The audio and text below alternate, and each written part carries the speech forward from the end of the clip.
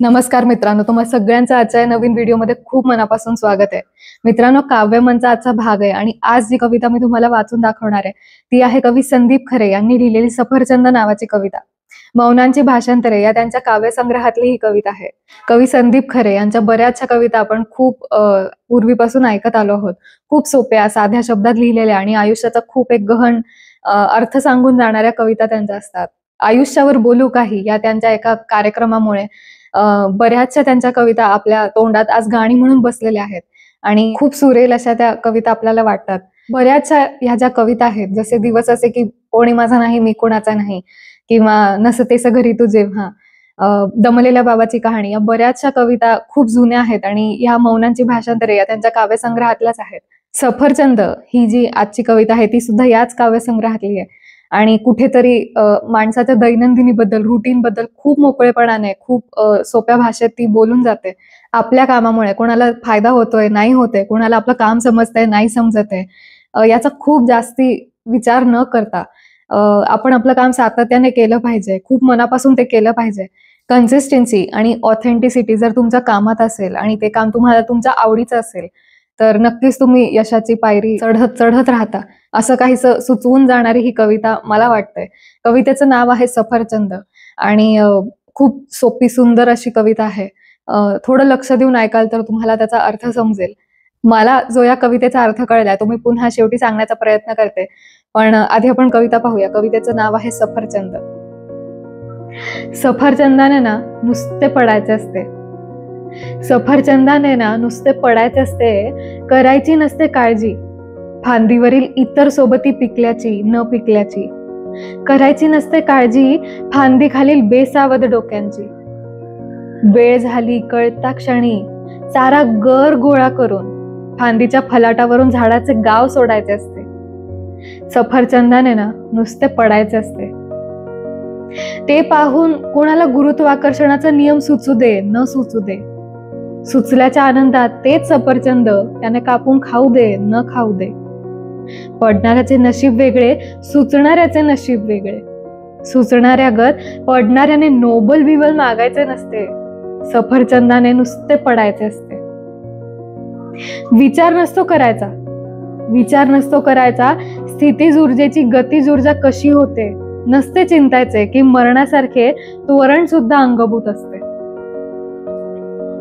नियम माहीत असोत नसोत नियमानुसारच सारे घडायचे असते. जर सफरचंद असेल तर त्याने टपकायचेच असते, जर पृथ्वी असेल तर तिने झेलायचे असते. सफरचंदाने ना फक्त पडायचे असते. सफरचंदालाही असतीलच की स्वप्ने, की कोणीतरी हळुवार झेलावे, कधीतरी आपण पण चंद्रावर उगवावे आणि पिसासारखे अलगद खाली पडावे. पण एक एक असे पिकले स्वप्न देठाशी खुडून काढायचे असते आणि चिखल असो वा माती असो, दिवस असो वा रात्र असो, फळ असो वा दगड असो, एकाच वेगात मधले अंतर तोडायचे असते. सफरचंदाने ना नुसते पडायचे असते, सफरचंदाने नुसते पडायचे असते. तुमच्यासोबत कधी असं झालंय का की तुम्ही एखादं काम, तुमच्या खूप आवडीचं काम करत असता, वर्षानुवर्ष तुम्ही ते काम करत राहता, नवीन नवीन गोष्टी शिकत राहता, पुढे तुमच्या कामाबद्दलची स्वतःकडून फार अपेक्षा वाढलेली असते, तशीच लोकांची ही अपेक्षा वाढलेली असते. जसं जसं तुम्ही काम करत राहता तसं तसं तुम्हाला वाटू लागतं की यू डिझर्व बेटर, तुम्ही खूप चांगलं काहीतरी अजून करू शकता, तुमच्यात तेवढी क्षमता आहे. तुम्ही मग ऑपॉर्च्युनिटीसाठी थांबत राहता. पण समोरची जी व्यक्ती असते, तुम्हाला जे बघणारे लोक असतात, त्यांना तसं कदाचित वाटत नसेल, किंवा ते अनुभवाने जर मोठे असतील तर त्यांना असं वाटत असेल ही तर ह्या व्यक्तीची सुरुवात आहे, अजून खूप पुढे यांना जग बघायचंय. ह्या ज्या दोन समजुतींमधलं अंतर तुम्ही जेव्हा समजू लागता, स्वतःकडूनची अपेक्षा आणि लोकांची तुमच्याकडूनची अपेक्षा, ह्या दोन वेगळ्या समजुतींमधलं अंतर तुम्ही जेव्हा समजू लागता तेव्हा कुठेतरी तुम्ही डिमोटिवेट होता. तुम्हाला असं वाटू लागतं की आय डिझर्व बेटर, मला जास्त छान ऑपॉर्च्युनिटीज मिळू शकतात, मग का नाही मिळत आहेत. तुम्हाला ते काम आवडत असतं, पण ह्या सगळ्या दुय्यम गोष्टी तुमच्या मनात जेव्हा घर करू लागतात तेव्हा कुठेतरी होत्याचं नव्हतं होऊ लागतं। आणि आजपर्यंत जे सातत्याने आणि मनापासून तुम्ही काम करत आला आहात त्याकडे तुम्ही फारसं लक्ष देत नाही किंवा थोडक्यात वाट भरकटू लागतं आणि या भरकटीत खूप साऱ्या गोष्टी पुढे मागे होऊन बसतात। हे असं सगळं होणं किती योग्य आहे किती अयोग्य आहे असं सांगणारी कुठेतरी मला ही कविता वाटते। कवितेच्या शेवटच्या ओळींमध्ये लिहिलंच आहे, दिवस असो वा रात्र, चिखल असो वा माती, तुमचं जे काम आहे ते तुम्हाला करत राहायचंय। सफरचंदाचं काम फक्त पडायचंय, त्याने हा विचार करायचा नसतो की आपल्याला कोणी कापून खाणार आहे किंवा नाही खाणार आहे, आपल्यामुळे कोणाला कसला नियम सुचणार आहे नाही सुचणार। कामात ऑथेंटिसिटी आणि कन्सिस्टन्सी ही जपलीच पाहिजे।